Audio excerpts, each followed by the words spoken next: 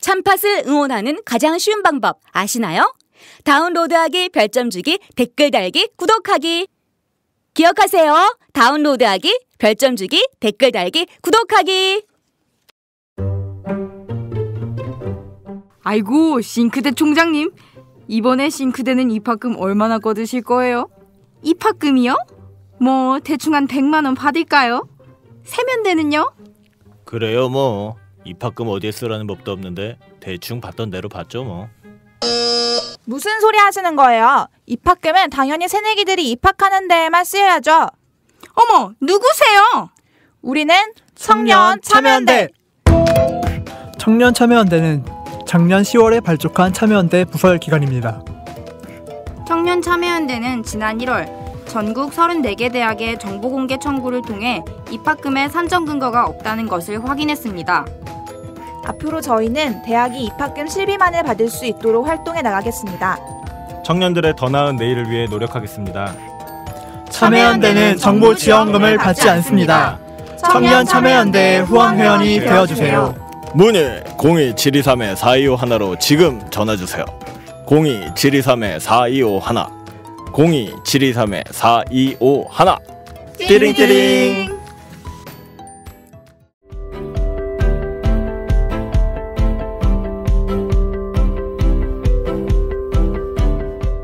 시민 여러분 안녕하십니까? 참된 팟캐스트, 참 재밌는 팟캐스트를 지향하는 참여연대 팟캐스트 참팟 32번째 시간입니다.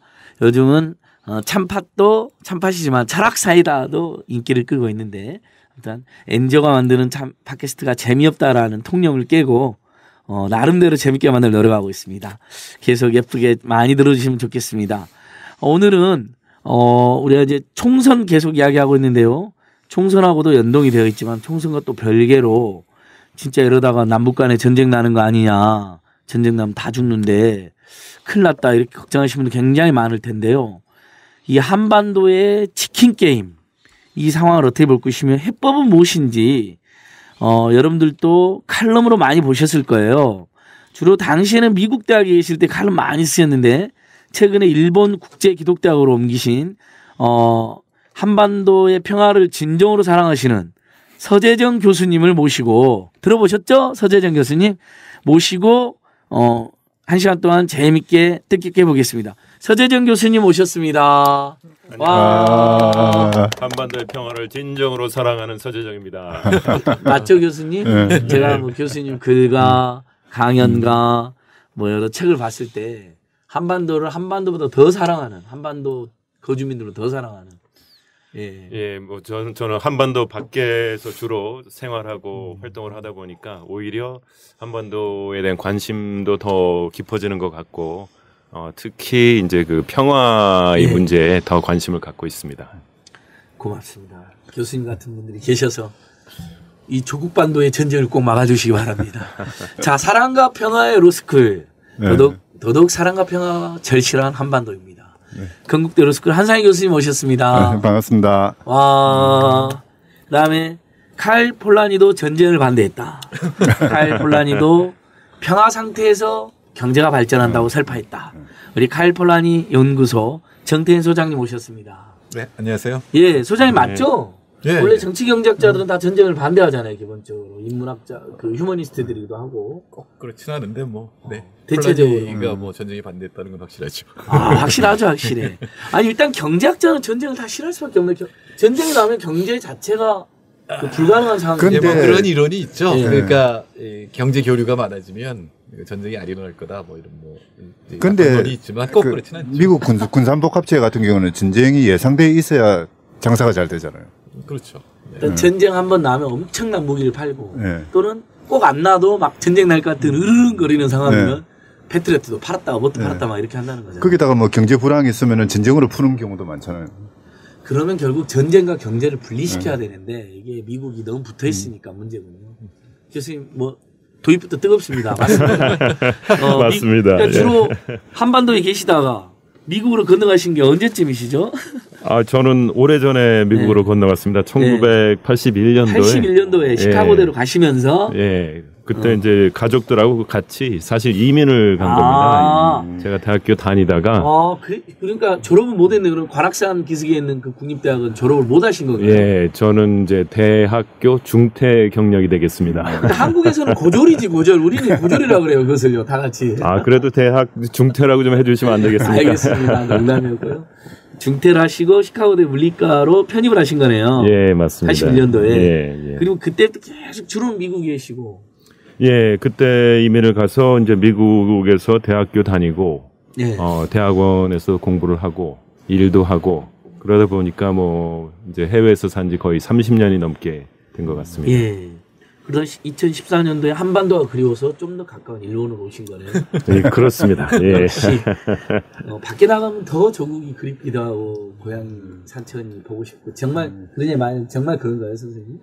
글쎄요, 뭐 사람들이 그 외국에 나가면 애국자가 된다 그런 얘기들 많이 하잖아요. 근데 그런 게 또 어느 부분 사실인 것 같습니다. 저기 떨어져 있으니까 더 보고 싶고 더 그립고 더 사랑하게 되는 그런 마음이 간절해지는 것 같아요. 근데 요즘 같으면 한심한 생각이 더 많이 들 것 같아요. 남과 북이 하는 짓거리를 보면 감히 저는 외국에서 우리 교포들 그런 얘기 하는 경우 들었어요. 남과 북이 하는 걸 보면 서로 화해도 모자랄 판에 막 싸우고 서로 비방하고 헐뜯고 한심하다 이런 이야기를 하시는 분들 교포 선생님 또 계시더라고요. 그 미국 국내에 사는 우리 같은 사람도 떠나고 싶죠. 갈 데가 없어서 그렇지. 갈 데만 있으면 헬조선에서 심지어는 이제 전쟁 조선이 될지 모르니까 떠나자. 아니 그 미국에 사는 교포 한 분이 그런 네. 말씀하더라고요. 자동차 타고 5시간 달리면 더 갈 데도 없는 조그만 나라에서 뭘 그렇게 그 싸우고 지지고 볶고 그러는지 모르겠다고. 그러게요. 특히 이제 뭐 저희는 해외에서 있으니까 사실 뭐 꼭 한국에 사는 사람들이 보는 것과는 좀 다른 시각이 될 수도 있잖아요. 여기 한국에 있으면 아무래도 한국 중심적으로 보는데 해외에 있으면은 이제 남쪽도 보이고 북쪽도 보이고 이런 입장에서 참 안타까운 부분들이 많죠. 특히 요즘 같이 서로 손잡고 잘 살자고 노력을 해도 부족할 판에 안 그래도 뭐 헬조선 얘기도 나오고 여러 가지로 어렵지 않습니까? 그런데 같이 잘 살자고 해도 어려운 판에 서로 막 험담하고 서로 뭐 선제 공격하겠다고 위협하고 있고 이런 상황으로까지 가니까 참 안타깝습니다. 네네. 그래서 저희가 오늘 교수님을 모시게 된 겁니다. 거기다 미워하고 헐뜯는 것까지야 그러려니 할 수 있는데 지금 마치 그러다가 서로 때릴 것처럼 해버리잖아요. 그리고 거의 주먹을 들기까지 한 것 같아요. 거의 그 면상 앞까지 왔어요. 지금 주먹이 서로 간에. 근데 진짜 여기서 누군가가 하나 손가락으로 까딱해갖고 얼굴 닫으면 이제 국지적인 충돌 전면전이 될 수도 있고 그 우리도 보면 동네에서도 보면 처음에 이렇게 툭툭 하다가 많은 경우도 있지만은 툭툭 하다가 갑자기 막 나등길고 싸우는 경우 어렸을 때 많이 봤잖아요. 사람이라 어느 누구도 예측 못 하잖아요. 두 명이 다 그럴 수도 있고 심지어는 둘이 안 하려고 그랬는데 꼭 동네 형들이 와가지고 야 니네들 그렇게 못해? 더해! 그래갖고 저도 어렸을 때 원래 때릴 마음 없었는데 옆집 형이 너의 깡다운을 보여줘 해갖고 확 때려버렸거든요. 아니 그것도요. 그냥 이제 그 일반인들이 그렇게 견주가 할 때는 그럼 뭐 싸움으로 이어질 가능성이 없는데요. 깡패들이 그렇게 견줄 때는 이건 거의 싸움으로 가거든요. 지금 이 상황은 문민들이 그 어떤 경쟁을 하고 하는 게 아니잖아요. 군인들이 서로 지금 주먹을 내밀고 있거든요. 그 국민들은 전혀 그럴 의사가 없는데 그렇죠? 어쨌든 전쟁이나 또는 뭐 그 전투를 업으로 하는 사람들이 지금 이제 주먹을 내밀고 총을 내밀고 그러면서 한번 해보자 뭐 이런 상황이잖아요. 그래서 우리 서재영 교수님 모셨는데 지금 이 상황 어떻게 보고 계십니까? 뭐 이쪽 측발이 가는 사람도 있고. 전공 분야가 국제 정치학인데요. 국제 정치학이라는 게 이제 국가 간의 관계를 연구하는 분야잖아요. 근데 그 국가 간의 관계라는 것도 사실 뭐 사람들 관계랑 마찬가지입니다. 그래서 좀 전에 말씀하신 것처럼 뭐 두 사람이 서로 만나서 아주 사소한 걸로 삿대질 하다가도 어느 순간에 당신 뭐 얘기 나면 누굴 보고 당신이야 뭐 이러면서 이제 한 단계 올라가지 않습니까? 언제 봤다고 한 말이야 이제 이러면서. 그 이제 삿대질이 서로 밀치는 그 몸싸움으로 가고 그러다 주먹이 올라가고 이제 뭐 피 터지는 싸움이 되는 거잖아요. 그래서 인간 관계에서도 사실 주먹 다짐으로 가고 싸움으로 번지는 게 사소한 일로 하다가 그 우연찮게 번질 수도 있는데 국가 관계도 뭐 똑같습니다. 이게 국가 관계라는 것도 사람이 하는 거기 때문에 그래서 저희가 그 치킨 게임이다 하는 얘기들 표현을 쓰는데 이 치킨 게임이라는 게 이게 똑같은 겁니다. 그러니까 사람이 둘이 만나서 네가 잘못했다, 아니든 네가 나쁜 놈이다 하고 서로 삿대질하면 하다 보면 어느 누구도 양보할 수 없는 상황으로 가는 거죠. 그래서 어느 누구도 양보할 수 없는 상황에서 서로 상대방을 압박하다가 이제 충돌할 수밖에 없는 상황으로 가게 되는데 이제 그러한 그 상황을 치킨 게임이라고 부르죠. 그래서 지금 남북 관계가 그러한 이제 치킨 게임의 관계로 가고 있고 말 그대로 일촉즉발 이제 톡 건드리면 팍 터질 수 있는 그런 상황까지 간 게 아닌가 싶네요. 정태인 선생님은 이 상황을 어떻게 보고 계십니까? 이거 우리 조국이 지금 어디로 가는 것입니까? 김정일과 박근혜가 이렇게 해도 되는 건가요? 자기들 감정 싸움으로 7천만 결례를 이렇게 불안에 떨게 해도 되는 것이. 저는 요즘에 예전에는 대한민국 편을 든 적도 있다가 어쩔 때는 북한이 더 잘하는 것 같다고 이렇게 왔다 갔다 했는데 요즘엔 둘 다 엉망이다, 개판이다 이런 생각밖에 안 들더라고요. 예, 사실은 예측 불가능 쪽으로 얘기한다면 저는 우리 정부가 더 왜 저러는지 예측 불가능해요.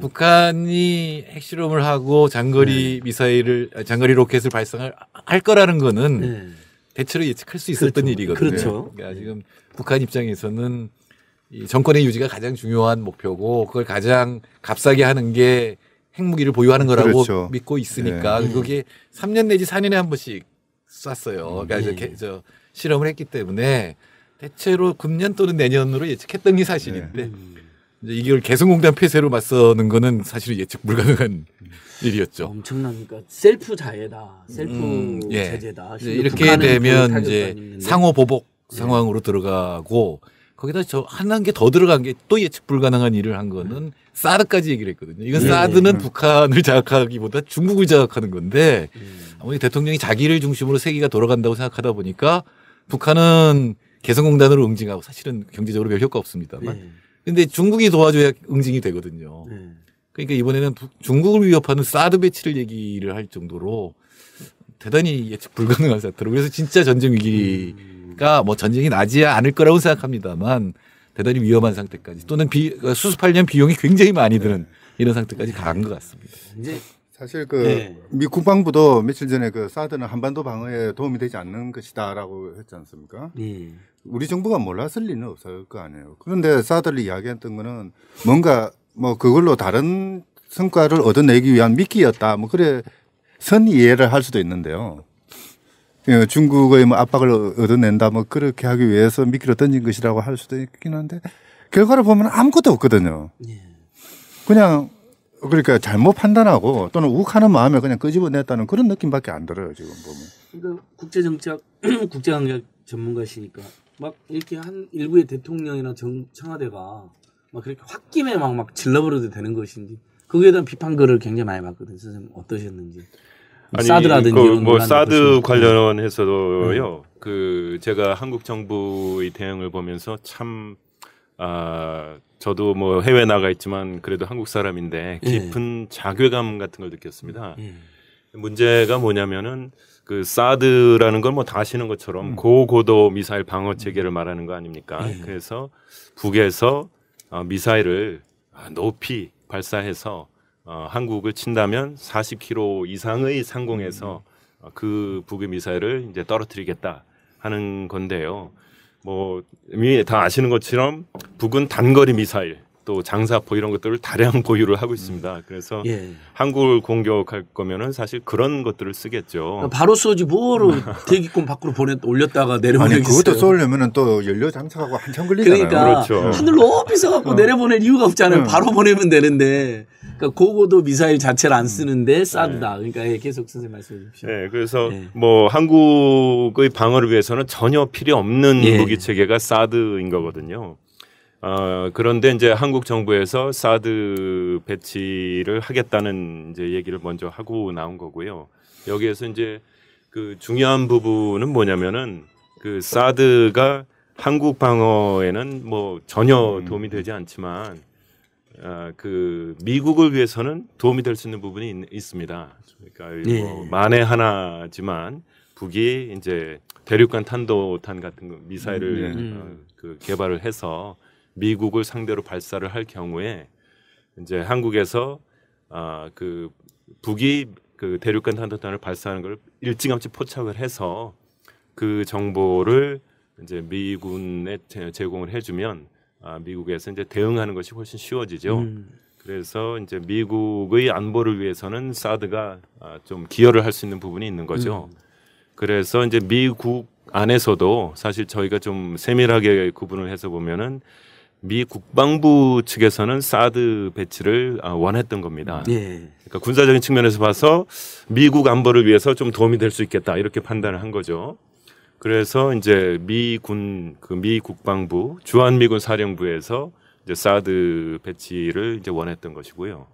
또 아까 그 군산 복합체 얘기도 말씀하셨지만은 그 사드라는 미사일을 만들고 있는 업체가 있죠. 로키드 마틴이라는 예, 그런 군수 업체 입장에서는 사실 많이 팔수록 좋은 거죠. 그러니까 그 구매자가 나서주는 것이 이제 굉장히 그 반가운 상황이 되는 건데 이제 미국이라는 커다란 국가 안에서도 미 국방부 그리고 특히 이제 주한미 사령부 그리고 로키드 마틴이라는 군수업체 요 두 단위가 사실 이제 사드 배치를 원했던 거죠.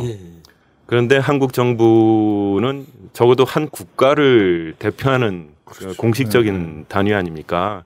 근데 한국 정부가 지금까지 취한 입장을 보면 사실 로키드 마틴이라는 미 군수 업체의 대변인 정도의 역할을 한 거죠. 사드가 한국에는 전혀 도움이 안 되지만 사드가 한국 안보에 도움이 된다 이런 식으로 홍보를 열심히 해주셨고요 지금까지. 그리고 이제 사드 배치를 두고 이제 미국과 그동안 여러 차례 논의가 있었다 이렇게 나왔는데 그것도 좀 더 면밀히 보면 이런 현상이 나타납니다. 대한민국 정부가 미국 정부와 사드를 둔 협상을 한다 하면 같은 급끼리 논의를 해야 되지 않습니까? 그러면 이제 한국 국방부가 미 국방부와 협의를 하는 게 맞죠. 아니면은 이제 청와대에서 뭐 국가안보실에서 그 미국의 내셔널 시큐리티 카운슬과 협의를 하는 게 맞죠. 그런데 실질적으로 어떻게 됐냐면은 한국 국방부가 주한미군 사령부와 협상을 했습니다. 지금까지. 이거는 급이 안 맞는 거죠.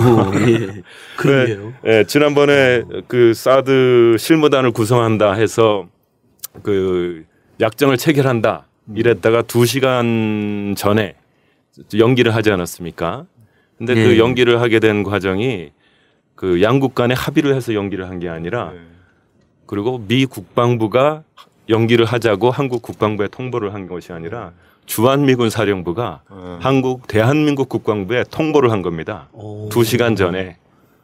본국에서 뭔가 방침이 바뀌거나 뭐 그런 거죠. 그렇죠. 근데 그러면 그게 전형적인 속국인데?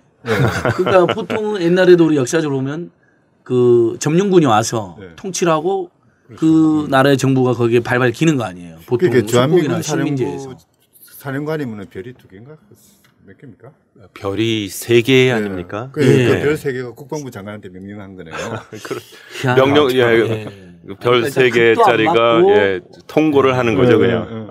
그러니까 남한이 하와이의 다음 주도 아닌데 거의 그런 식의 대접을 당한 건데 국민들한테 그런 것도 숨기고 속이고 이런 상황인데 일단 왜 이렇게 한국 정부가 막 나가게 됐을까요, 선생님? 그리고 단도직입적으로 어떻게 이거 어떻게 해야 됩니까? 이거 남과 북 어떻게 말려야 되는 거예요, 선생님? 제3자니까 어떻게 해야 돼요, 이거? 전쟁 지금 남쪽에서는 3자는 아니고 좀 더 객관적으로 볼 수 있는 깊숙이 갭된 3자신데 아니 그러니까 우리 교수님은 천안함도 이거 진상조사 이거 엉망이다라고 일관되게 이제 의견 내주시니까 한반도 문제 최고 전문가시니까 근데 많이 아시니까 더 답답하실 그러니까 더 답답한데 이거 그러니까 단도직입적으로 지금 우리 시민들도 청취자들도 아니 그러니까 서재인 교수님 일을 어찌해야 됩니까 지금 물어보는 거야 지금 당장 이렇게 지금 보니까 이번에 왜 이렇게 여쭤보게 됐냐면요. 한국 언론 보도나 국방부 태도를 보면 예전에는 쓰지도 않은 표현을 쓰는 거예요. 북한 침공 뭐 작전, 내륙 침공 작전, 그다음에 참수. 그런 말은 그동안 아무리 그 심각한 상황에서도 전혀 안 썼고 언론인들은 사실은 그런 표현 안 썼거든요. 근데 지금 언론에서 대놓고 종편이랑 공중파까지 그렇게 곧 전쟁 날 것처럼 이야기하고 그 말 자체가 폭력적이고 제거할 것 같고 그러면 북한에서 가만히 있겠어요? 뭐 나를 제거한다고? 하고 뭐라고 하겠죠. 이게 전쟁 나는 거거든요. 이렇게 되면. 그래서 양측의 냉정을 촉구하는 것은 저희들이 또 하고 있는데 뭐 어떻게 해야 될까요? 그 지금 말씀하신 것처럼 이제 참수 작전이라고 표현이 되고 있는데 좀 말 자체도 굉장히 섬뜩하죠. 그 머리를 잘라내는 작전이다. 이러니까 섬뜩한데요. 이게 그냥 수사가 아니라 그러한 그 군 작전 계획이 있다는 게 사실 더 큰 문제입니다. 무시무시한 이번에 이제 키 리졸브 그 독수리 훈련이라는 걸 이제 진행하고 있는데요. 이제 훈련을 할 때는 어떤 계획이 있어서 그 계획에 따라서 이 이제 계획을 이행할 수 있는지를 점검해보고 연습하는 거 아닙니까? 근데 이 계획이라는 것이 이제 소위 말해서 작전 계획 5015. 예, 5015라는 거죠. 작게 5015. 예, 작게 5015 저희가 이렇게 부르는데 이게 이제 그 참수 작전의 그 근간을 이루는 계획인 거죠. 그래서 작게 5015의 가장 기본적인 내용은 뭐냐면은 이제 유사시에 그 서로 이제 긴장이 격화되고 막말이 오고 가고 이제 전쟁이 일어날 직전에 그 저희가 먼저 그 선제 타격을 해서 북의 수뇌부를 제거하겠다 이런 겁니다.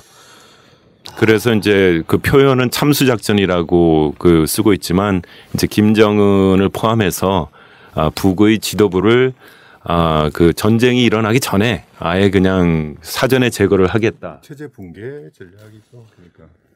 그렇죠. 이제 이게 장기적으로 이제 체제 붕괴까지도 염두에 두는 그런 작전일 수밖에 없고요. 뭐 수뇌부를 제거하게 되면은 그건 이제 체제 붕괴를 가는. 체제 붕괴뿐만 아니라 북침하겠다. 잘못하면 이렇게도 비춰지는 거 아닙니까? 왜냐하면 이게 우리 국민들도 그 기시감이 있는 게 이라크 작전 때 후세인 참수작전 뭐 이런 표현을 썼잖아요. 미국이. 그래서 정말 유엔에서도 불법이라고 하고 다 말렸고 했는데 침공해버렸잖아요. 뭐 코피 하는 사람들이 불법이라고 했는데도 대량 살상무기.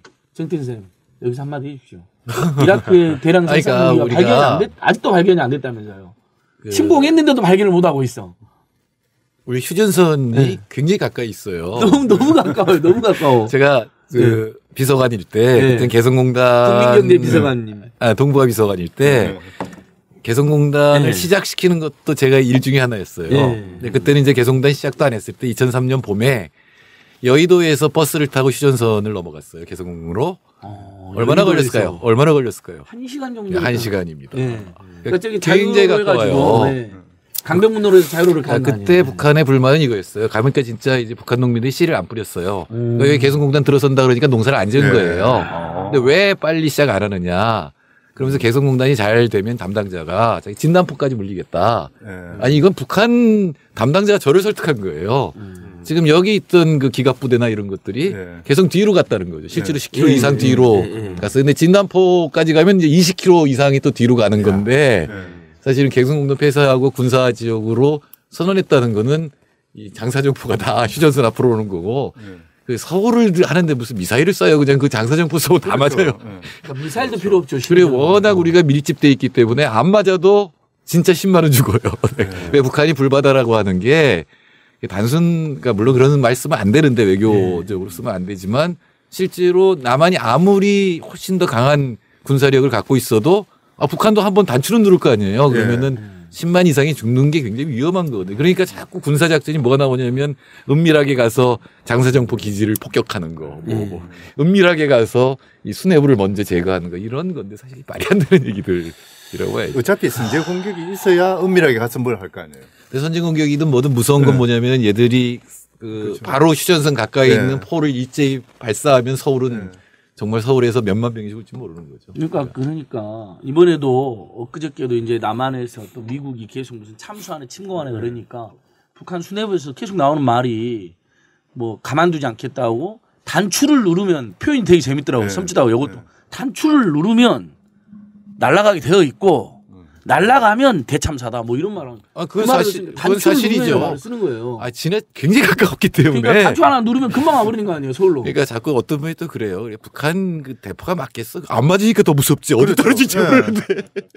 그러니까 이제 그게 잘 맞을 것 같으면 우리 집에 안 날라오잖아요. 똑같이 참수한다고 해서 청와대 쪽으로 보냈는데 청와대로 안 가고 종로나 광화문으로 떨어지니까 문제 아닙니까? 참여연대도 있고 시장도 청와대고 뭐고 서울이 좁고 가깝기 때문에 다 사정거리 안에. 그러니까요. 자 이렇게 살벌한 것을 남가보기. 그래서 저는 북한도 참여연대 진짜 위험해요. 네, 참여연대 제일 위험해요. 이건 뭐 그냥 참여연대 없어진다고 해야 되는데. 시장 제일 위험하고요. 경북국내 위험한데 북한도 그런 살벌한 발언 진짜 안 했으면 좋겠다고 제가 이렇게 촉구를 하고 있는데.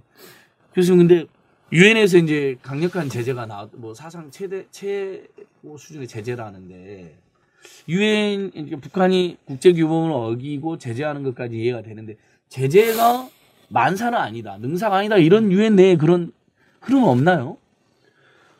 제재하면 북한의 스타일이 이거잖아요. 제재해봐. 우린 더한 것을 너네들 보여줄 테니까. 그러니까 마치 그 반발하는 사춘기 청소년 같은 그런 느낌도 일부 있어요, 보면. 어떤 의미에서는 대장정이라든지 고난의 행군이라든지 그런 순고미 같은 것도 이야기를 할 수 있거든요. 그러니까요. 일단 이제 그 유엔에서 이번에 그 제재 결의안 뭐 2705라는 거를 통과시켰는데요. 그 내용 중에서도 그 대화와 협상을 해야 된다는 부분이 있습니다. 사실 언론에서 이 부분 전혀 보도가 안 되고 있는데. 그러니까 뭐 완전 무슨 사상 최악의 제재다. 엄청난 제재. 북한 말라 죽는다. 이렇게만 나오지. 대화 협상이 있군요. 그 결의안 내용을 배워야 돼. 예. 자세히 들여다보면은 그 육자회담이 이제 그 중요하기 때문에 육자회담 재개를 지지한다 하는 내용이 들어 있고요. 관계국 간 그 협상과 대화가 재개돼야 한다 하는 그러한 내용들이 다 포함이 되어 있습니다. 그래서 제재 결의안을 통과시키면서도 사실 그 모든 당사국들이 그 대화와 협상의 필요성을 그 인정을 한 거죠. 그래서 이제 그런 내용을 저희가 염두에 두고 있는 게 중요하고요. 말씀하신 것처럼 이번 그 유엔 제재안이 사실 굉장히 강한 그 제재안인 것만은 사실입니다. 여러 가지 그 뭐 무역도 봉쇄를 하고 금융도 봉쇄를 하고 여러 가지 이제 그 강한 제재 조치를 취하고 있는데 사실 이게 천안함 얘기를 여기서 잠깐 드리면 그 2010년 천안함 사건 났을 때 이 한국 정부에서 아주 강력한 제재안을 준비하고 있었다는 겁니다. 그러니까 지금 저희가 이제 보고 있는 것과 유사할 정도의 강력한 그 제재안을 유엔에서 통과시켜서 북을 전면적으로 봉쇄시키고 또 이 전면적인 봉쇄를 통해서 그 굴복 내지는 붕괴시키겠다는 것이 이 청와대의 그 계획이었다는 거거든요. 그래서 저희가 이제 천안함 얘기를 할 때 이제 이게 천안함 침몰 원인이 뭐냐 요거만 두고 많이 논의를 하고 있는데 사실 더 큰 문제는 이 천안함 사건을 통해서 당시 이제 이명박 정부가 추구했던 대북 전략이 무엇이냐 하는 거죠. 그런데 이제 저희가 지금 이제 밝혀지고 있는 여러 가지 정황들로 봐서 당시에 추구했던 것도 2010년에 추구했던 것도 강력한 제재를 통해서 북의 굴복 내지 붕괴를 그 원했던 것이고요. 이제 2010년에 못했던 거를 어떻게 보면 지금 하고 있는 겁니다. 근데 이제 문제는 뭐냐면은 이 북이라는 나라가 그 제재를 하면 더 강하게 반발하는 국가라는 거거든요. 그래서 이번에 이제 제재가 나오게 된 게 사실 북이 그 자기들이 주장하기로는 수소 폭탄이라는 이제 핵실험을 했고 또 이제 로켓 기술을 이용한 이제 인공위성 발사를 했기 때문에 제재를 받은 거잖아요. 근데 조금 더 거슬러 올라가서 그럼 왜 핵실험을 했느냐? 요걸 이제 질문을 안 할 수가 없죠. 근데 북이 이번에 핵실험을 하게 된 거는 사실 미국의 제재가 있었기 때문에 그러는 겁니다. 2014년을 되돌아보면은 북이 2014년 신년사에서부터 그 평화협정 얘기를 하고 미국과 대화를 제의를 했습니다. 그리고 이제 10월인가요? 그 이수용 그 북한 외무상이 유엔에 와서 이 제의를 또다시 되풀이합니다. 그 평화협정 체결을 위해서 북미 간 협상이 필요하다. 그러면서 유엔이라는 장에서 그거를 공식적으로 제안을 하고 또 그 미국 그 관계자에게 직접 전달이 된 것으로 알고 있습니다. 근데 미국이 그러한 북의 제안을 이제 계속 거부를 했을 뿐만 아니라 작년 말쯤에서 11월인가 12월에 그 북한 그 인사들과 기구들에 대한 제재 조치를 취합니다. 그러니까 이제 북은 그 제재에는 또 강한 대응을 하겠다 하면서 핵실험으로 대응을 한 거죠. 그런데 이게 이제 이번에만 나타난 게 아니라 1990년대부터 지금까지 보면은 항상 그랬어요. 제재를 하거나 군사훈련을 하면은 강력하게 대응을 하고 그 반대로 그 대화와 협상을 하면은 거기에 또 그 대화 협상으로 대응을 하고 해서 저희 국제정치학에서 이제 tit for tat이라고 표현을 하는데 그 뭐 떡에는 떡, 매는 매, 눈에는 눈, 이에는 눈, 이에는 그러니까 강대강, 약대약 뭐 이렇게도 부르잖아요. 그런 표현이죠. 그래서 북의 그 행태를 뭐 참 예측하기 어렵다 이렇게들 얘기를 하시는데 그 북한과 이제 한반도를 연구하는 그 연구자 입장에서 봤을 때 북과 같이 예측하기 쉬운 국가는 없습니다. 패턴이 일정하다 이거잖아요. 그러니까 북한은 게임 이론을 따라요. 근데 남한은 게임 이론을 안 따라요. 그러니까 근데 남한도 보니까 오늘 우리 한국 정부도 보니까 교수님 분석에 하면 사실은 어떤 2010년 전후에서 그때부터 특히 수구 보수 세력 입장에서는 북한을 붕괴하고 고립하고 고사시키려고 하는 작전을 일정하게 짜고 그런 계기나 빌미만 생기면 밀어붙이려고 했다 이런 해석도 가능할 것 같은데요. 이렇게 예측된 건 아니었지만 국민들에게 알리지 않고 그런 내부에 그러니까 그 이너서클 중심으로 북한을 고립시키자. 그러니까 지금 박근혜 대통령 언어는 북한을 거의 말려 죽게하겠다, 붕괴시켰다 이런 막 결기가 느껴지잖아요. 과도한 결기가. 아마도 뭐 저희가 그 확인할 수는 없지만 2010년에 있었던 그런 움직임 그리고 지금 나타나고 있는 행동들, 언사들로 미뤄봤을 때 그 한국과 또 뭐 미국에서도 일각에서는 진짜 말 그대로 북한을 고사시키겠다, 말려 죽이겠다 하는 생각을 갖고 있는 사람들이 있는 게 맞는 것 같습니다. 근데 그 결과가 저희가 걱정하는 건 그 결과로 북한이 이게 사람이 궁지에 몰리면 격한 행동 하잖아요. 우리들도 막 코너에 몰리면 이렇게 막 뒤로 밀리다가 확 덤벼들이는 경우도 있고 뭘 던져버리는 경우도 있잖아요. 눈에 막 불을 켜고 이런 일이 있으면 한반도가 불바다 되는 거잖아요. 그런 게 요걸 막아야 되는 거잖아요. 이제 그런 상황이 지금 굉장히 걱정스러운 거고요. 그 말씀드린 것처럼 참수 작전이라는 명칭하에 지금 군사 훈련이 진행이 되고 있는데 뭐 북에서도 그냥 손 놓고 그걸 지켜보지는 않을 거 아닙니까? 그뿐만 아니라 이제 지금까지 행동 패턴으로 봐서는 거기에 또 강하게 반발을 할 수밖에 없는데 오늘 뉴스를 보니까 뭐 소형화된 핵 탄두를 뭐 공개하고 그거를 이제 대륙간 탄도탄에 장착해서 발사할 수 있는 그런 모습들을 보여줬다 이러면서 이제 북이 또 그 자기들의 군사력을 과시를 하는 거죠. 그래서 나름대로 이제 북이 또 대응 조치를 준비를 할 거고 또 수사적으로는 뭐 한국이나 미국에서 선제 타격을 운이하고 참수 작전을 운이하니까 우리도 선제 공격할 수 있다 하는 식으로 이제 나오고 있는 거죠. 그리고 선제 타격하도록 그 준비를 완비한 상태다 이런 식으로 나오고 있는 거 아닙니까? 그래서 양측이 진짜 버튼 하나만 누르면은 온갖 종류의 그 무기들이 발사될 수 있는 그런 상황으로 가고 있는 것이 아주 위험해 보입니다. 그러니까 여기서 그러니까 바로 여기까지는 대충 이제 제가 몰랐던 내용도 일부 포함돼서 우리 특히 평화를 사랑하는 합리적 국민들은 이제 남이든 북이든 다 냉정을 되찾고 대화를 해야 된다. 뭔가 잘못됐다라는 걸 느끼는데 근데 여기서 그러면 어떻게 그것을 이 잘못된 정책을 되돌릴 수 있는 힘이나 요령 같은 거 제가 유엔에 호소를 해야 되는 걸까요? 아니면 육자회담 재개에 매달려야 되는 건지 아니면 어떻게 해야 될까요? 교수님. 네. 어떤 요령이 있을까요? 네. 한국의 국민들이 할 수 있는 행동.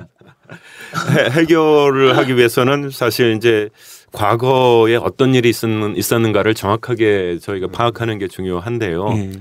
말씀드린 것처럼 북은 예측 가능한 국가입니다. 그리고 지금까지 행동 패턴을 보면은 눈에는 눈, 이에는 이가 확실합니다. 그래서 제재를 하면 그보다 더 강한 군사적인 조치로 대응을 했고요. 이쪽에서 한국과 미국에서 대화를 하고 유화적인 조치를 하면 그쪽에서도 유화적인 조치로 대응을 한 것이 그 확실합니다. 그 가장 구체적인 예가 그 1991년 12월 달에 한반도 비핵화 선언이 서명이 됐죠. 그래서 한국과 북한 양측이 이제 한반도 핵무기를 만들지 않겠다 이렇게 선언을 했는데 이제 북한이 그 선언에 합의를 한 이유가 중요합니다. 91년 12월 달에 아무것도 없이 그냥 느닷없이 한 것이 아니라 91년 9월 달에 미국에서 중요한 조치를 했습니다. 그게 뭐냐면은 당시 이제 미국 대통령이던 조지 H.W. 부시 대통령이 아버지 부시. 아버지 부시가 그 전술 핵무기 철거 결정을 내렸습니다.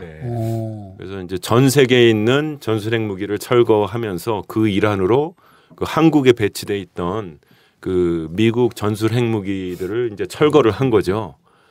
그러니까 그러한 조치를 취하니까 북에서도 이 정도면은 우리 핵무기 만들 필요 없다 하면서 이제 당시 노태우 정부와 이게 이제 합의를 해서 한반도에 그럼 핵무기를 만들지 말고 배치도 하지 말자 하는 그 선언에 합의를 한 거죠. 그래서 이제 91년의 경험도 아주 중요한 그 경험이고요. 또 저희가 그 제네바 합의라는 거 많이들 들어보시지 않았습니까? 북미 제네바 합의 94년도. 94년도. 93년도 NPT 탈퇴 이후에 그 전국을 일거에 해결한 그 맞죠? 제 기억은 그렇습니다. 로버트 그때도 일촉즉발이었죠. 그때 잘 보냈죠. 로버트 갈루치하고 강석주 부부장 협상을 했었죠. 아니냐면 그때는 제가 아주 그냥 북한 문제 관심이 많아가지고요. 그렇죠. 관심이 있었어도 그걸 기억하는 건 대단한 거죠. 왜냐면 그때 로버트 갈루치하고 강석주 부부장이 서로 둘 다 대단한 애교가고 애국자라고 서로 칭송해서 그게 굉장히 화제가 된 적이 있었거든요. 국가 반부 위반했구나. 아니 애국자다 두 사람이. 그러니까 갈루치가 그렇죠. 갈루치가 강석주 부부장을 극찬해가지고 화제가 된 적이 있었어요. 대단한 사람이다. 애국자다. 협상도 잘하고. 근데 이제 그 제네바 합의가 중요한 게 이제 북은 그 합의를 통해서 이제 핵무기를 만들지 않겠다고 그 합의를 해준 거고 이제 미국은 그 북미 관계 개선을 하겠다. 그 관계 정상화를 하고 이제 평화 협정에 대한 논의를 하겠다 하고 이제 상호간에 대화 협상 관계 정상화 비핵화 등에 대해서 이제 포괄적으로 합의를 한 거죠. 그래서 양국이 갖고 있던 이제 문제와 우려 사항들을 협상과 그 대화를 통해서 해결을 하자 하는 틀을 만들어준 건데요. 이제 이것도 왜 제네바 합의가 이루어질 수 있었느냐 하는 거를 이제 저희가 정확하게 이해를 하는 게 중요한데요. 조금 더 복기를 해보면은 1992년에 중요한 조치가 있었습니다. 1992년에 그 팀 스피릿 당시 이제 한미 연합 군사 훈련이던 팀 스피릿 훈련을 중단하기로 결정을 내렸습니다. 딱 1년 안 한 거죠. 딱 1년 안 했는데. 네. 딱 1년. 근데 그 이제 팀 스피릿 훈련을 중단한다고 하니까 그 한국과 북한 간의 대화도 이제 가능해졌고요. 그래서 그때 이제 그 남북 총리 회담이 열리게 됩니다. 그 후반기에. 그리고 이제 미국과도 이제 그 협상이 이루어지면서 비핵화에 대한 그 논의가 진전이 되고 북은 이제 국제 원자력 기구에 이제 그 사찰을 허용하는 그런 조치들을 이제 취하게 되죠. 그랬는데 이제 팀 스피릿 훈련을 중단을 했는데 미 군부와 강경파들이 그에 이제 반발을 해버립니다. 그런 훈련을 왜 우리가 중단을 하느냐 반발을 했기 때문에 93년에 팀 스피릿 훈련을 재개합니다.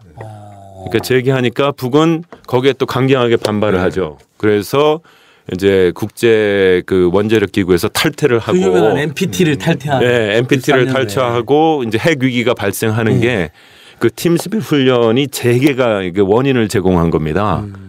그러니까 팀 스피릿 훈련을 중단한다고 했을 때는 협상이 막 이루어지고 남북 간에도 그 이제 총리 회담이다 뭐다 해서 이게 회담이 이루어지다가 군사훈련을 한다고 하는 순간에는 그 순간부터 이제 핵 위기가 이제 발생하고 남북 관계에도 이제 경색되는 그런 상황으로 간 거죠. 그랬다가 이제 상황이 워낙 심각해지니까 이제 갈루치가 개입을 하고 또 이제 그 카터 대통령이 전 대통령이 평양까지 날아가서 김일성과 이제 담판을 한 거죠. 그래서 이제 막판에 협상이 이루어졌던 이제 아주 그 극적인 반전이 이루어졌던 거죠. 그러니까 그때 뭐 미국이 북한을 폭격하는 것으로 뭐 사인만 하나 남겨놓고 있는 상태에서 클린턴은 카터가 북한에 가니까 불쾌하게 생각했다라고 후문에 가면 왜 가냐 한 방 쏠라는데 그래서 카터가 어이 클린턴 대화할 준비가 됐어 하지마 쏘지마 이랬다는 소문이. 그래서 그렇게 그러니까 그렇게 극적이었는데 결국은 그 선생님 남북 간이나 북미 간에는 결국은 해법은 협상과 대화 한 발씩 양보하는 거. 이거밖에 없다는 결론이나 교훈이 있는 거네요. 네, 뭐 지금까지 경험을 보면은 그 교훈은 뭐 확실하고요. 그 위기 상황이 심해졌을 때 더 위기로 몰고 가기보다는 이제 극적인 반전을 통해서 그 대화의 전기를 마련해 놓는 것이 굉장히 중요하다 하는 것이 이제 제네바 합의의 그 교훈인 것 같습니다. 그리고 아마도 지금 중국이 이제 왕이 외교부장 등을 통해서 이제 평화 협정과 그 비핵화 회담을 이제 동시에 해야 될 필요성을 계속 얘기하고 있지 않습니까? 이것이 그 반전의 계기를 만들기 위한 그 고리를 좀 만드는 게 아닌가, 그러기 위해서 노력하고 있는 게 아닌가 이런 생각이 들고요.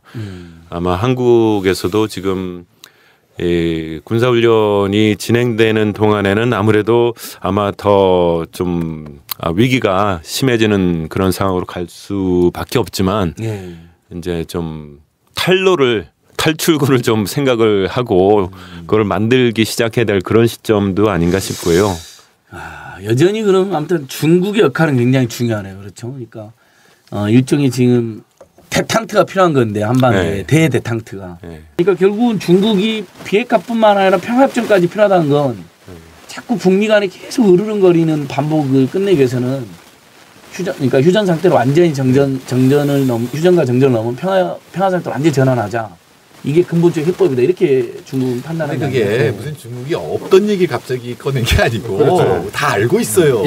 좀 오래됐잖아요. 평화협정. 53년에 정전 협정하고 지금 계속 전쟁 상태인 거 아니에요. 저게 약간 중지된 거 아니에요. 아니, 무슨 정전 상태가 60년이 넘어가는 때가 어디 있어요. 그러니까 평화협정으로 바꾸고 사실 뭐 협정으로 바꾼다 그래서 그게 꼭 지켜져요. 그러니까 평화협정이 지켜지게 하는 여러 조건을 양쪽이 다 만들어가야 된다는 걸 알고 있는 거죠. 근데 이거를 제가 보기에 가로막는 게 뭐냐면 특히 그 소련이 붕괴되고 이 사회주의권이 무너지면서 이제 환상이 생겨요. 제가 보기엔 자동 붕괴론 같은. 그냥 냅두면 얘들 그냥 자동 붕괴할 거다. 또는 지금 제재가 그런데 제가 이번에 제재안을 이렇게 보면 북한 통계가 없습니다. 그러니까 우리가 다 추정하는 건데 한 5%는 성장률이 떨어질 것 같아요. 지금 0에서 1 사이니까 마이너스 5까지 떨어질 수 있는데 그럼 보통 나라면은 내부 안에서 불만이 생기고 정치적으로 교체가 된다든가 이게 가능하지만 북한이 마이너스 5%를 몇 년씩 한 적도 있어요.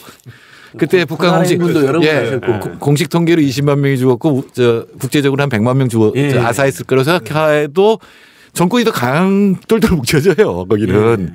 그러니까 그런 어떤 체제를 볼 때는 역시 햇볕 정치 원래 그런 거잖아요. 제재를 가하고 압박을 가하는 게 아니라 스스로 이 안보의 위협에서 벗어나서 스스로 이제 풀어나가고 개방하고 이런 식으로 해서 교류를 하면서 문제를 해결하자는 건데 이건 뭐 햇볕 정책도 원래 제안했던 거고 다만 그동안 이 자동 붕괴론이라든가 심지어는 이 참수작전이 보여주듯이 선제 공격론 같은 것 때문에 그 올바른 해법이 지금 묻혀져 있던 거라고 봐야 되는데 전쟁하면 나만이 이기겠죠. 우리가 저 GDP로 40배가 넘으니까. 근데 사람은 많이 죽을 겁니다. 그러니까 이기면 뭐 하냐고요. 한반도에 수백만 수천만이 죽고 완전 제 때문에 될 텐데. 그리고 역사적으로 그거는 또 한 번 남은 거죠. 사람을 왕창 죽인 우리가 6.25를 아직도 기억하죠. 이게 또 남는 거기 때문에 이게 선택할 수 있는 게 아니거든요. 근데 분명한 건 아까 서재영 선생님 얘기하셨지만 티포텟이라고 하는 게 이제 협동하면 협동하고 배반하면 배반한다는데 우연히 실수로라도 배반이 되면 이게 벗어날 길이 없는 거예요. 근데 제가 보기에는 그 금강산에서 박광자씨 살해 사건이 이게 실수였어요. 북한 입장에서 이게 도발한 게 아니잖아요. 이 젊은 초병이 FM 배운 대로 했는데 살인이 된 거죠. 박광자씨가 실제로는 잘못한 거고 거기 들어간. 근데 그 다음에 바로 금강산 이게 보복을 한 거잖아요. 그다음 보복 이런 식으로 가는데 이거를 벗어나는 거는 사실은 GTFT라고 해가지고 한 번 협동으로 누군가 바꿔줘야 되거든요. 그걸 하지 않으면 아까 서재영 선생님이 얘기하셨지만 북한은 G로 바꾸면 그러니까 협동으로 바꾸면 바로 협동으로 대응하고 그다음에 다시 풀어나갈 수가 있는 건데 그 치킨 게임의 답은 누구나 다 알고 있는 거잖아요. 그 비극으로 가지 않기 위해서는 한쪽이 멈추거나 그렇죠. 피해주지 않으면 부딪히잖아요. 둘 다 죽죠 그러면. 다 알잖아요.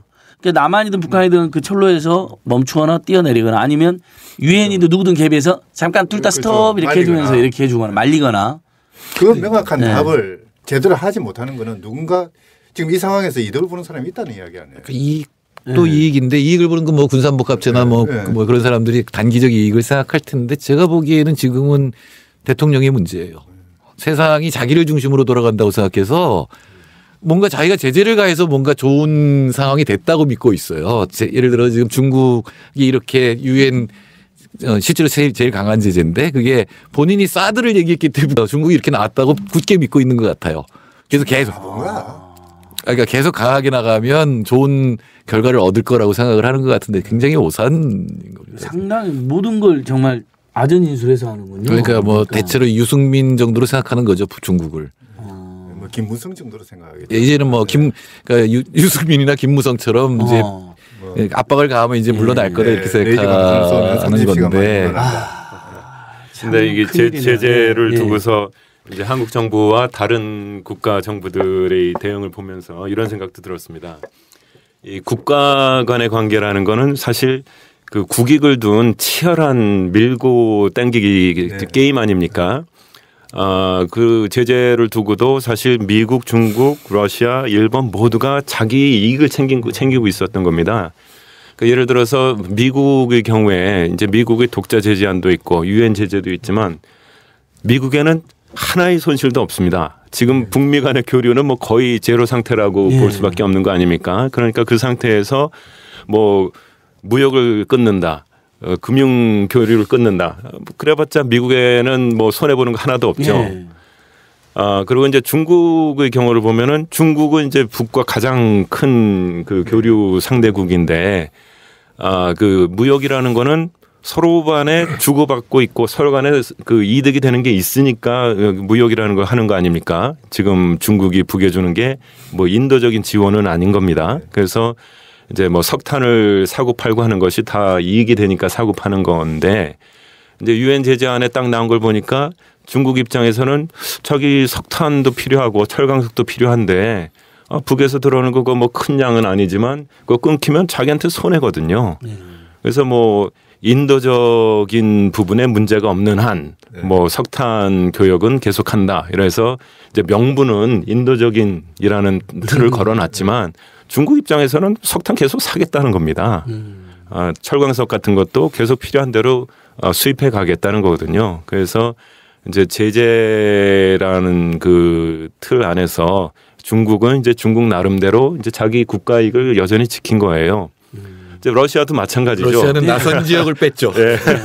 러시아는 뭐 북과 크게 교류하는 게 없지만은 이제 나선 선봉을 통해서 나선 핫산 프로젝트하는 걸 통해서 이제 그 러시아의 석탄을 그 낮은 선봉을 통해서 이제 해외에 수출하는 부분이 조금 있었고 그걸 조금 더 확대하겠다는 건데 유엔 제재에서 그게 걸릴 것 같으니까 마지막에 목리를 부리면서 그걸 또 싹 빼버렸잖아요. 네.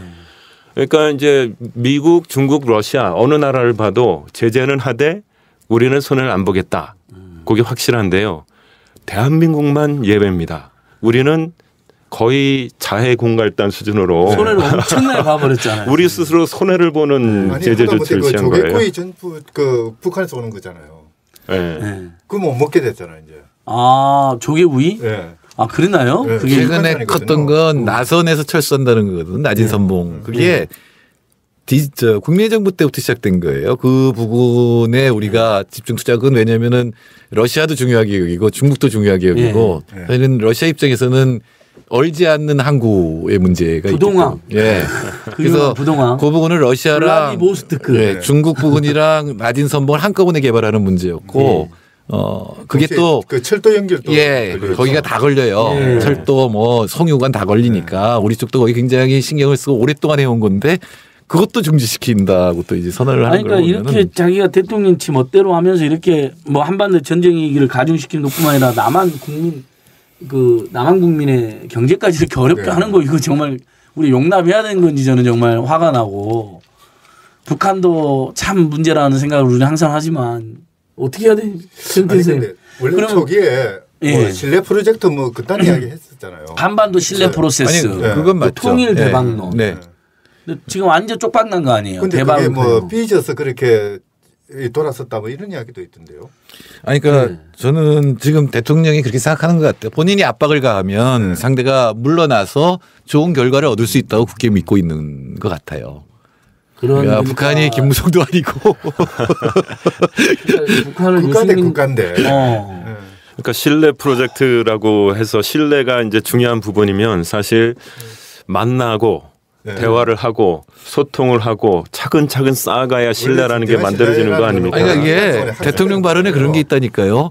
확성기 공격을 했더니 개성공단이 풀렸다라고 진짜로 그렇게 생각한다니까. 그러니까 지금 더 큰 문제는 이런 문제 결정하는 시스템이 있잖아요. NSC라고 하는 것도 있고 대통령은 거기 의장이긴 하지만 이제 거기서 이제 정부에서 이렇게 여러 가지 의견을 종합해야 되는데 지금은 대통령이 한마디 하면 이 시스템이 다 무너져 버렸어요. 그걸로 다 가버려요. 거기 전문가가 없겠습니까 지금 그 정부에. 저번에 그 통일부 장관 그 파동이 가장 극명에 드러났죠. 뭐 개성공단 잠정 또는 일시 중단만 하자 했는데 청와대한테 까여가지고는 갑자기 전면 중단되고 그다음에 갑자기 무슨 북한 핵무기로 전용됐다고 발표했다가 제가 잘못 알았습니다. 사과했는데 그다음 또 갑자기 청와대에서 아니다. 그건 증거가 있다고 해서. 사드에 대해서도 아주 오랫동안 쓰리 노라 그래서 부정도 아니고 긍정도 아닌 이런 상태를 갖고 있다. 갑자기 사드 협의회의를 한다는 것도 각 부처가 전혀 이건 아마 생각 안 하고 그렇다면 오로지 박근혜 대통령하고 그 옆에 뭐 한두 명 붙어 있는 사람들이 그러니까 그게 더 큰 문제라는 거죠. 그러니까 위험하다는. 그러니까 위험한 거죠. 어디로 이 조국을 어디로 갈 것인지 끌고 갈 것인지.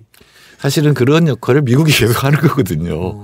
그러니까 지금은 그동안 국민의 정부 참여정부 때는 아니고 오히려 독립을 얘기를 했지만 그전에 이승만 대통령 이런 사람은 언제 북친 통일 얘기했잖아요. 사실은 미국이 그걸 억제하는 역할을 하지 말아라고. 그러니까 저기 정전협정 맺고 한미 군사동맹 맺어주면서 함부로 행동하지 마라 이런 거였는데 지금은 미국도 그러니까 NLL도 그어주고 그 이상 올라가지 말아라. 북한 때문에 한 게 아니라 이승만 때문에 NLL 그어주고 그런 거 아니에요. 그 이상 올라가지 마 너. 까불지 마 이런 거고. 그다음에 전시작전권도 팽시작전권도 너 안 되겠어. 우리가 갖고 있어야지. 결국은 완전한 평화 시스템이 되기 전까지 사실 그래서 만들어진 게 육자회담. 당사자들이 말로 해서 이 단계를 평화가 만들어지고 이제 안정화되기까지의 단계를 설정하고 그걸 하나씩 달성하자는 거잖아요. 근데 그게 지금 그 대화 채널이 완전히 깨져 있는 상태인 게 문제고 지금 이걸 계기로 해서 만일에 중국 주도든 또 사실 우리나라가 주도해야 되는데 우리를 위해서 육자회담이 재개되면 뭐 다시 어느 정도 수습이 될 수도 있겠죠. 다만 사드를 약속한 건 이건 어떻게 주워 담을까 이 걱정이에요. 아니 근데 미국이 지금 벌써 사실상 철회한 입장이니까. 아니요. 지금은 제가 보기에는 미국은 이제 손에 쥔 떡이 됐어요. 그렇죠. 중국 신경 쓰면서 쭉 뺐다가 이제 뭐 또 이 다시 사드 배치하자 얘기하면 또 이제 아니 긍정도 부정도 안 하던 때는 적어도 우리가 이용할 수 있는 그 소재였잖아요. 근데 이제는 뭐 완전히 그냥 미국한테 다는 미국이 하자는 대로 할 수밖에 없는. 그러니까 만약에 그거를 우리가 이제 다음 정부가 그거를 철회시키려면 엄청난 무슨 비용이 들어야 되는 거죠. 아니 이러다가 육자회담을 제대로 하자라는 합의가 이루어져도 우리 정부가 또 목리 부릴 것 같아요. 뭘 그때 이미 또 한번 이상한 육자회담의 전제를 북한을 빼고 오자회담 하자는 황당한 제안을 해가지고 그 얘기가 바로 그거예요. 황당한 얘기가 자기가 제안하면 받아들일지 안 거잖아. 근데 바로 여기저기서 까여가지고는 이제 그렇게 나오면 북한 입장에서 틀림없이 나만 빼자 그래요. 왜냐하면 우리 정전협정에 나만 없거든요. 그러니까 정전협정이 북중미가 사인을 한 거잖아요. 그러니까 복잡한데 자 사실은 미국 정부도 없어요. 미국 군인이 했지 유엔사가 했지. 유엔사가 했죠. 그러니까 그러면 반기문하고 지금 다시 평합정해야 되네. 반기문과 그러니까 북한이 그렇게 나올 게 뻔한 얘기들을 꼭 들고 나와서 외교적으로 되지도 않을 얘기들을 하는 이게 도대체 이유가 뭔지 안에 전문가들이 분명히 있는데 이 사람들은 목소리를 하나도 못 내고 있다는 거예요. 얼마나 답답할까요? 예, 맞습니다. 선생님, 지금으로서는 방법은 이제 뭐 우리 흔히들 말하는 항상 대화 협상과 양보하자는 거고 냉정을 되찾자는 거고 육자회담 재개로 그 틀에 빨리 6개국이 들어와서 거기서 어떻게 논의를 하자. 이게 가장 유일한 해법이네요. 현재로서는. 뭐 해결책은 그거밖에 없는 것 같아요. 그러면 저희들도 한미일 시민사회나 뭐 북한, 중국 뭐 이쪽에 있는 분들, 뭐 아시아에 있는 많은 뜻이 통하는 분들한테 육자회담 재개로 힘을 모으자, 지혜를 모으자. 절대 전쟁은 안 된다. 이런 운동을 해야 되는 것인지. 그 지금까지 뭐 경험을 봐도 그렇고 또 뭐 국제 정치학 이론을 봐도 그렇고. 이 위기 상황을 이제 해결하기 위해서는 이제 대화와 협상밖에는 사실 없는 거고요. 또 그 아까도 말씀드렸지만은 그 유엔 제재안 자체에도 그 육자회담 재개 또 관계국 간의 그 대화 협상 재개의 필요성에 대한 얘기들이 있습니다. 그래서 저희가 이제 그러한 그 대화 재개에 대한 요구를 이제 높여야 될 것 같고요. 근데 이제 지금 당장 급한 거는 이제 대화 재개 가기 전에 일단 그 냉정 상황을 좀 진정시키기 위한 것들이 필요할 것 같아요. 워낙 그 오가는 말들이 험하고 또 지금 뭐 군사훈련이 시작이 됐고 이런 상황이기 때문에 지금 어떻게 보면은 군 차원 그리고 정부 차원에서는 스스로 물러나기 어려운 그런 상황까지 스스로를 몰아넣은 거거든요. 치킨 게임 아까도 얘기했지만은 그래서 서로 마주보고 차 두 대가 달려가는 그런 상황에 몰려 있는데 아마도 이제 시민 사회에서 이런 정부들의 모습을 좀 그 중단시키고 냉각시키고 진정시키고 그 다음 단계까지 좀 생각할 수 있는 그 공간을 만들어야 되지 않을까. 그래서 시민사회의 역할이 아마 어느 때보다도 더 중요한 시점이 아닌가 싶고요. 이 치킨 게임 때문에 제가 이렇게 생각을 해보니까 그 치킨 게임을 가장 잘 보여주는 영화가 있었습니다. 그 70년대인가 나온 그 제임스 딘이라는 그 잘생긴 영화 배우가 나온 영화 있었죠. 그 이유 없는 반항. 뭐 그 영화에서 이제 젊은 두 친구가 차를 몰면서 서로 이제 상대방을 향해서 질주를 합니다. 거기서는 절벽으로 가죠. 절벽에서 아슬아슬하게 서는 놈이 이기는 거예요. 근데 상대방이 이기려고 하다가 이 떨어져 버리고 이제 살인 사건이 되죠. 근데 그게 당시에 치킨 게임이 유행했어요. 60년대 마주 달리는 걸로.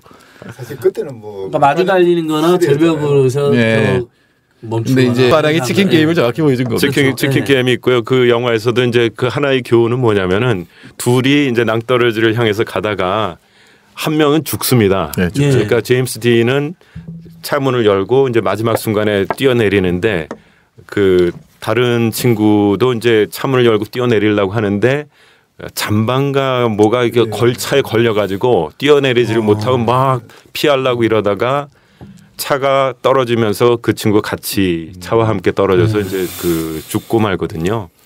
그래서 이 치킨 게임이 주는 교훈 중에 하나는 어느 누구도 사실 죽고 싶지 않죠. 피하고 싶죠. 그런데 그런 이제 사고에 의해서 전혀 뜻하지 않은 불의 사고에 의해서 죽을 수도 있다는 거거든요. 그래서 지금 상황도 사실 어느 누구도 뭐 전쟁을 하고 싶어서 하는 사람은 없을 겁니다. 근데 불의 사고에 의해서 실수에 의해서 이게 이제 그 확전이 되고 전쟁이 될 수가 있다는 그런 위험성이 있는 거거든요. 그래서 그런 위험성을 저희가 염두에 둬야 될 것 같고요. 그 제임스 딘이 아주 그 멋있는 말을 했더라고요. 그 제가 찾아보니까 그때 영화에서 이 없는 반항에서 이 없는 반항이란 영화에서 한 건 아닌데 그 only the gentle are ever really strong. 그래서 그 부드러운 사람만이 진정으로 강한 사람이다. 이렇게 그 얘기를 했어요. 그러니까 유능재강이라는 말도 바로 그거네요. 그래서 북이 뭐 그 핵무기를 만들었다 그러고 뭐 선제 공격을 얘기하고 지금 강으로 나서고 있지만 그 강을 제압할 수 있는 거는 부드러움이 아닐까 싶고요. 또 그 부드러움 정책을 할 수 있는 건 사실 강자만이 할 수 있는 겁니다. 근데 한국이 경제적으로 보건 뭐로 보건 사실 사회적으로 문화적으로 강자죠. 북과 비교를 했을 때. 그래서 오히려 저희가 여유를 갖고 손을 내밀 수 있는 위치에 있습니다. 그래서 저희가 아마 손을 내밀 때 북도 그 손을 잡을 수밖에 없는 그런 처지고요. 치킨 게임을 하다가 어느 누구 하나가 잘못해서라도 죽는 그런 그 사태는 진짜 막아야 되고요. 그런 사태를 막을 수 있는 거는 지금 시민 사회가 각 정부에 냉정을 찾고 대화와 협상으로 가라. 부드러움으로 현 사태를 해결해라 하고 요구하는 것밖에 없을 것 같습니다. 낭떠러지로 하나가 떨어지고 끝나는 치킨 게임도 살벌하고 위험하지만 마주보고 이렇게 해서 한쪽이 멈췄는데 한쪽이 너무 가속해가지고 멈췄는데도 부딪혀버릴 수가 있거든요. 그렇죠. 그러니까 이건 남북 모두가 지금 실수를 할 수 있으니까 얼른 둘 다 멈추게 하나만 멈춰도 안 될 것 같아요. 물론 여유가 있는 남이 먼저 멈추면 더 좋을 수도 있지만 진정으로 통일을 원한다면 북한이 훨씬 잘 살게 돼야 돼요. 가령 지금 동독하고 서독이 5대1 정도였거든요. 1인당 GDP. 그래도 이 독일이 서독 쪽에서 10년 동안 고생했어요. 그쪽으로 돈이 무지하게 들어갔거든요. 안 그러면 전부 동독 사람들이 서독으로 올 거니까. 근데 지금은 20대 1이거든요. 1인당 GDP로. 그러니까 안 좋죠. 이렇게. 근데 이제 이렇게 자꾸 북한이 더 발전해야 된다고 얘기를 하면 그 돈 가지고 핵 개발한다고 그러잖아요. 핵 개발 안 하게 하면 될 거 아니에요. 제일 안 하게 하는데 우리 정부가 해야 될 일은 뭐냐면 미국을 설득하는 거예요. 그래서 미국하고 북한하고 미국하고 국교 맺으면 되잖아요. 왜 중국하고 한국은 맺었는데 북한하고 미국은 안 해야 되냐고요. 북미 수교만 하면 상당히 해결되는 거 아니에요 지금? 수교하고 몇 안 된 나라 아니에요 지금. 정전협정을 평화협정으로 하고 정상적으로 이 교류를 하다 보면은 이 미국 사람들도 북한을 완전히 무슨 괴물로 알거든요. 대한민국이 미국의 보통 사람들 그렇게 생각할 거예요. 영화에도 맞습니다. 그리고 영화에도 그런 거 막 나오는 거예요. 점점 007에서 북한을 괴물로 그리대요. 예전에 러시아가 없어지니 소련 없어지니까. 그렇죠. 어제 이제 드라마에도 북한 나오던데 하여튼 그런 것들부터 해야 되거든요. 그러면 남한이 해야 될 일은 우리 정부가 해야 될 일은 미국을 설득해야 되는 겁니다. 그래서 사실은 참여정부나 국내정부가 그걸 했어요. 압도적으로 미국하고 중국 또는 미국하고 북한 이렇게 움직이는 거를 남한이 주도권을 잡으려고 노력했던 거거든요. 그래서 남한이 그런 생각으로 미국을 설득하고 중국을 설득하고 북한을 설득해야 여기가 문제가 되지 이 남한이 미국하고 북한 갈등 속에서 미국 편 들어버리면 진짜 이제 한반도는 위험해지고. 정도가 아니라 북한하고 미국이 더 막 쌈물 붙이는. 그러니까 오히려 앞서서 그런 걸 해버리면. 지금 문제가 북한을 가지고 정치 장사를 하고 있잖아요. 거기에다가 남한 정치 악용하고. 그리고 국정원한테 힘 실어주고. 뭐 사이버 테러 방지법 만든다고 북한에서 뭐 해킹했다고 엉뚱한 이야기하고. 갑자기 또 나오대요. 뭐 북한은 뭐 도대체 얼마나 강력한 해킹 기술 가지고 있는 못 뚫는 데가 없어요. 북한은 보니까요. 남한은 항상 뚫리고 그걸 막지도 못해요. 그러니까 애들이 자꾸 나라를 떠나고 저도 그런 얘기 한번 했어요. 차라리 항복하자. 야 저렇게 강한 적하고 우리가 왜 싸우냐. 모든 걸 야 우리 죽기 전에 항복하자. 그러니까 북한은 전지전능해 보니까. 군인법의 직전 항복제는 그 사형이에요.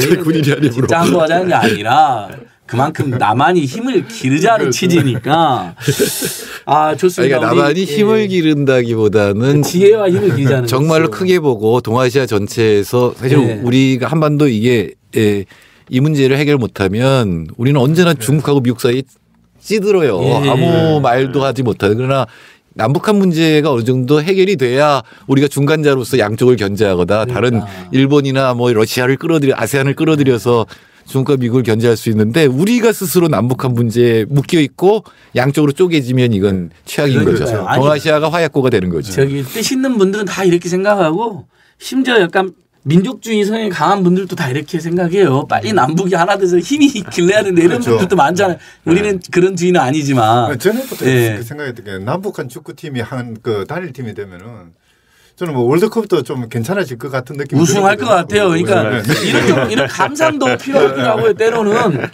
그리고 뭐 한국 정부 입장에서는 사실 그 미중러일이라는 이제 강대국에서 둘러싸여 있는데 한국 정부가 줄 수 있는 가장 강력한 외교적 레버리지 그 뭐라 그러나요?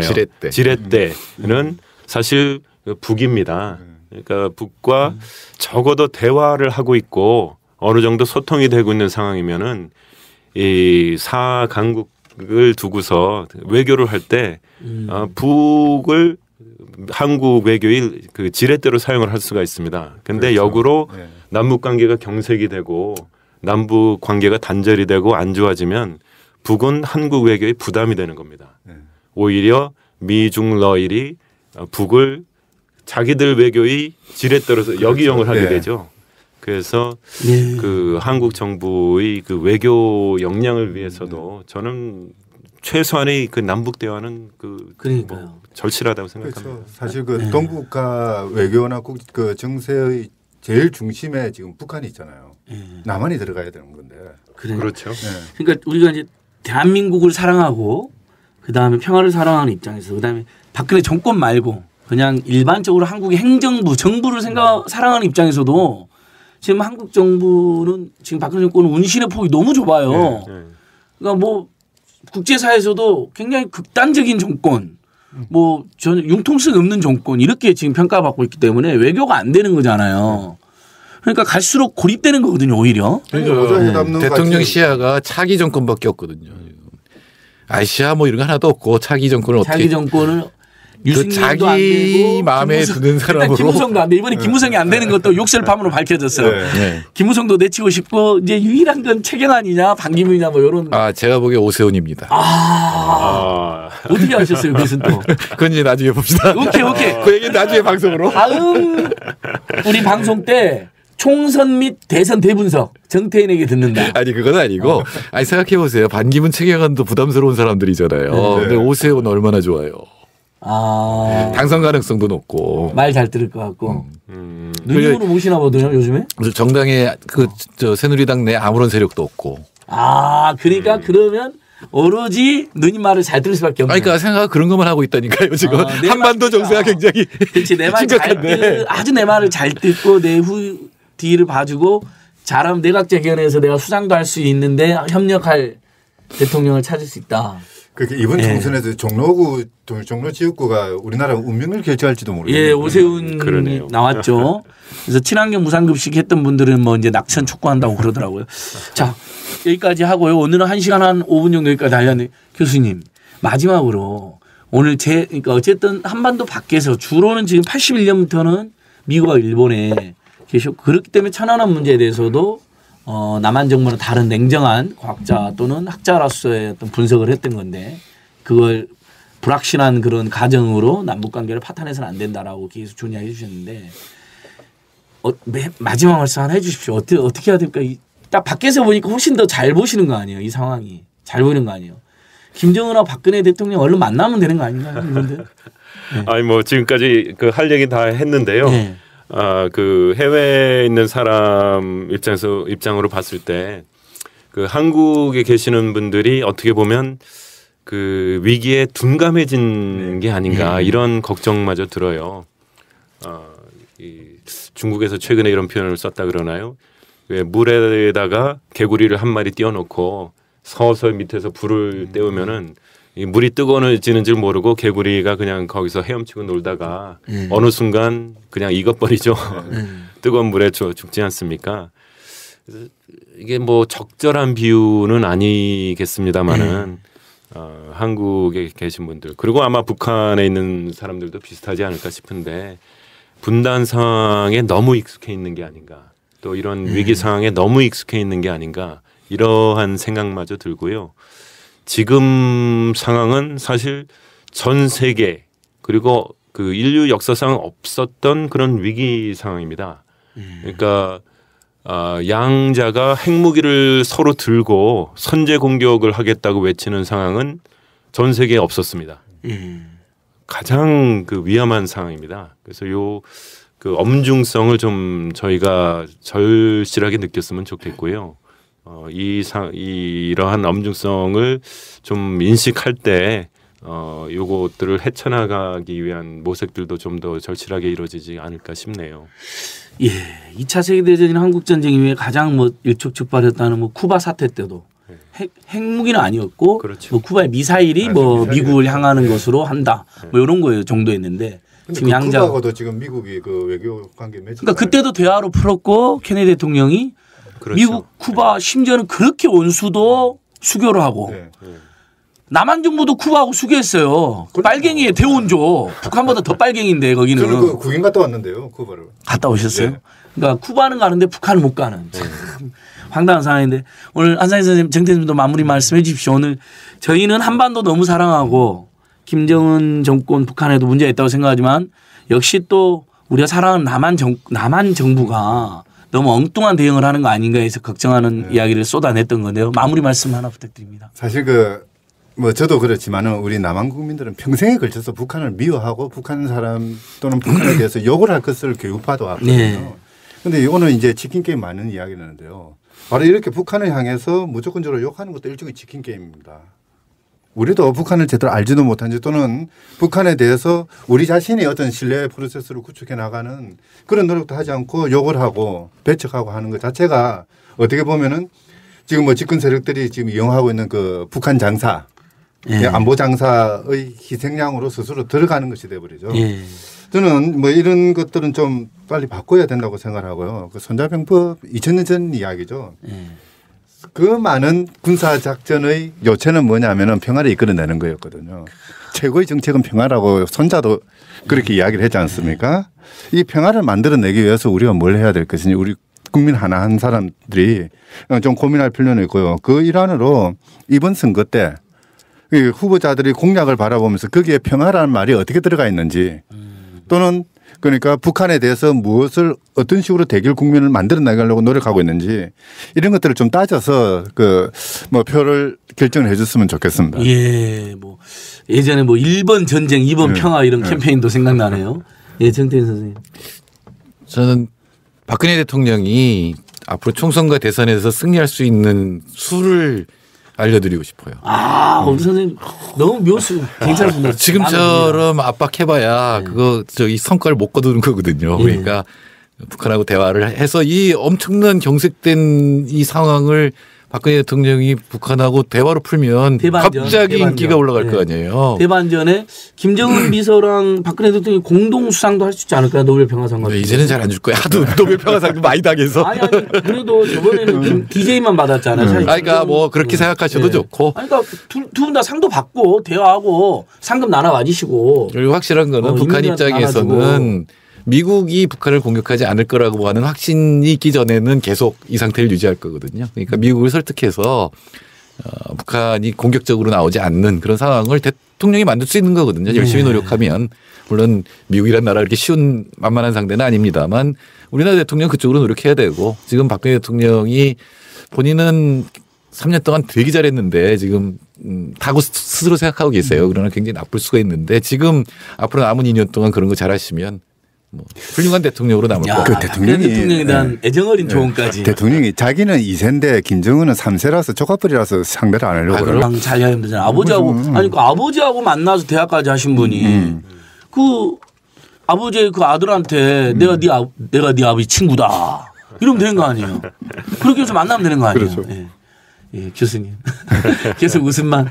예, 교수님. 예. 그럼 한미일 시민사회 또 동북아시아에 있는 평화를 사랑하는 많은 단체나 시민들이 오로지 평화다. 대화 협상밖에 방법이 없다. 전쟁은 절대 안 된다. 어떤 충돌도 응답하지 않겠다. 반대한다라고 저희 더 크게 더 큰 강압으로 뛰어들도록 하겠습니다. 조국 밖에서 조국을 더 걱정해 주신 교수님 정말 감사하고요. 나중에 또 한번 모시는 걸로 하겠습니다. 천안함의 진실로 한번 다시 한번 저희가 모셔야 될 것 같아요. 오늘은 그 이야기는 시간이 안 될 것 같아서 일부러 못 했거든요. 네, 기대하시라 개봉박두. 그러니까 서재정 선생님 최고 천안함 문제 네. 전문가시니까 제가 여러분 나중에 천안함으로 저희는 목에 칼이 들어와도 할 말은 하겠습니다. 천안함 관련해서는. 이것으로 마치도록 하겠습니다. 다들 수고하셨습니다. 네, 감사합니다.